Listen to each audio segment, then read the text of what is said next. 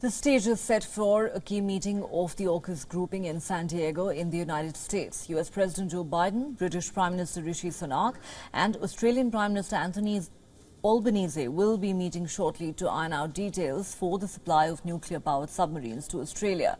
Aukus is a tripartite security pact between the UK, the US and Australia. The deal aims to provide a united security framework for all three nations to contain Chinese aggression in the Indo-Pacific region. Under the Aukus pact, Canberra could acquire up to 5 Virginia-class submarines from Washington by as early as 2030. The Virginia-class is American Navy's latest cadre of stealth-capable nuclear subs designed to be operational into the 2070s. The United States has previously only shared its nuclear submarine technology with the British. However, with maritime confrontations with the reinforced Chinese Navy becoming more likely, aiding Australia in policing the Indo-Pacific region has become crucial for Western allies. China's response to the progress of the Aukus Pact has been less than warm. The Foreign Ministry spokesperson Mao Ning condemned the pact, calling it a serious nuclear proliferation risk that aimed to exacerbate the arms race and hurt peace in the Asia-Pacific.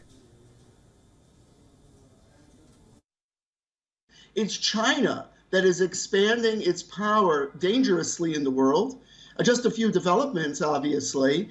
As you mentioned, its militarization of the South China Sea, its threats against Taiwan, which most recently its new foreign minister has said the United States should not interfere with that. And furthermore, it's making the key elements of a deal between Saudi Arabia and Iran. It's pretty funny or ridiculous that China accuses the United States of nuclear non-proliferation violations when China is supporting Iran, which is building possibly a nuclear weapon. For more on this, let's now go across to our New York correspondent, Susan Teherani. Susan, AUKUS leaders are meeting shortly in San Diego in the US. China is not amused. What can we expect from this big meeting?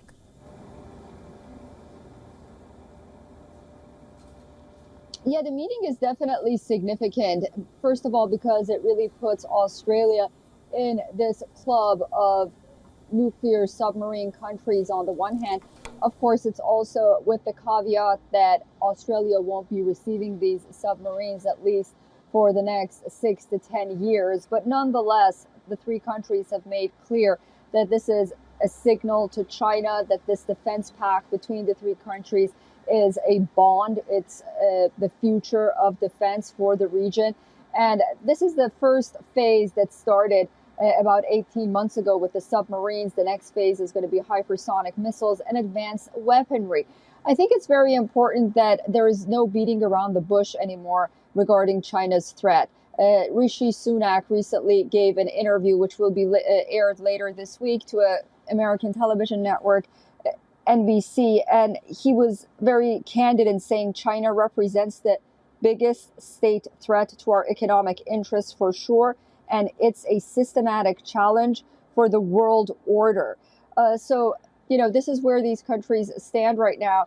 And we heard Australia also, Anthony Albanese, really come out and say that this is significant for us because Australia, UK, US accord is the future. Australia has long known that partnerships and alliances are a key to our security. So, while it seems that Australia, on the one hand, sort of has this Frankenstein project in its hands with these submarines, getting some from the United States, getting, as you mentioned, others from the UK, and then these spare parts, and then because of cost issues, having to make submarines itself, at the end of the day, it finds it very beneficial to enter this club of nuclear submarines, not only to a signal to China, but also becoming really a partner with the UK and the United States moving forward.